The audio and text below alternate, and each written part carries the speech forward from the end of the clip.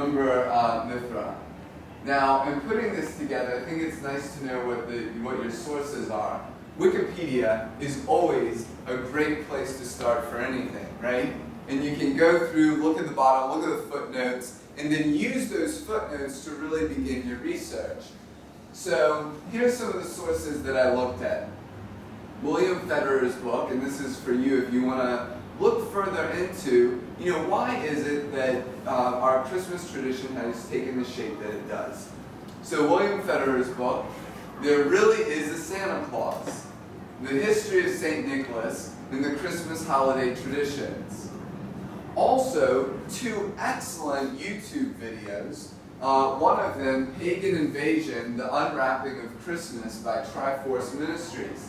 Now, it's important to know, who is putting this out, who's producing this. So this is a very evangelical group in the United States that has put this video together.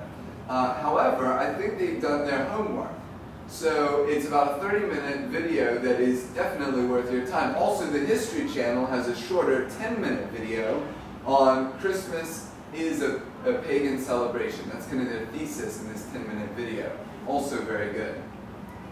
Throughout this talk, we're going to be looking at a few significant saints. St. Nicholas, St. Francis, Saint and Pope Gregory I, or Gregory the Great.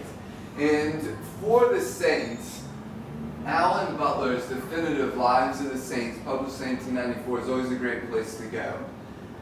When we look at Christmas, you can't do it without looking at Washington Irving in his sketchbook of Geoffrey Cram, Charles Dickens, A Christmas Carol, O. Henry's The Gift of the Magi, Clement Clark Moore, A Visit from St. Nicholas, and George Friedrich Handel's Messiah. And then this NationalGeographic.com site, this is a great site. I found this kind of tinkering around. And essentially, it gives you Christmas is celebrated in 16 cities throughout the world. And when you click on the city like Dublin or Moscow or Tokyo or whatever it may be, it tells you some of the Christmas traditions that have developed there. So for instance, if you clicked on the Moscow one, it tells you about the Nutcracker, because Tchaikovsky developed the Nutcracker at the Mariinsky Theater in St. Petersburg. And so there's a big, kind of a big display that comes down to Moscow from St. Petersburg there. Or if you're in Dublin, you can do the Dare to Bear, where people strip off their clothes and they jump in the water along the sea, and it's freezing, and it's sort of a test of, can you do this in the cold months of around Christmas. So, the winter solstice, Stonehenge, just to give you a visual here. Mithras, let's go back to Mithra. So there's a tradition in Babylonian Middle Eastern Persian culture of a god who's born on December 25.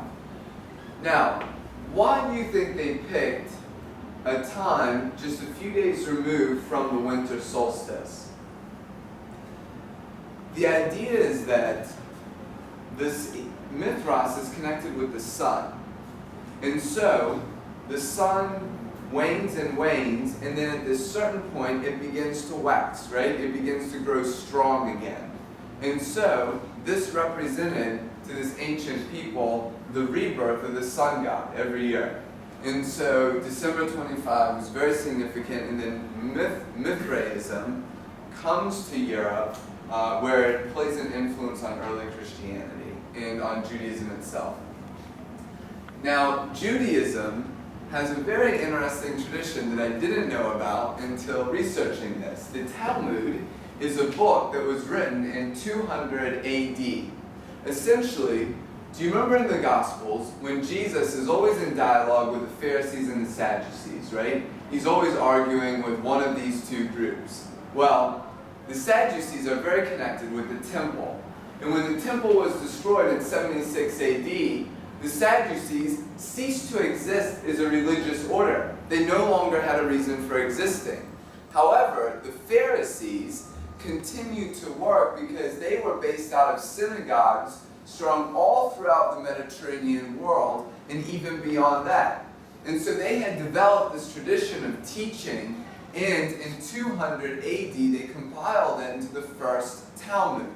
And then the Talmud was added to, and now I think the end date for that composition was about 500 AD. And so this is a book in Jewish tradition that's sort of a compendium of many of the oral stories, the narratives that were told from before the time of Jesus, through the time of Jesus, into the early Middle Ages.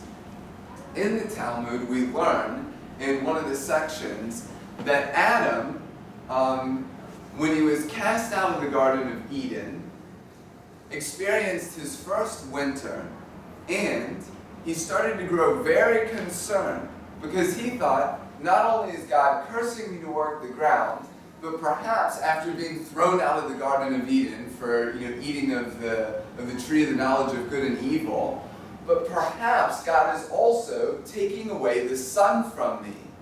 And so the days began to grow darker, and Adam began to fear that one day there won't even be a sunrise at all, and we'll be totally without light.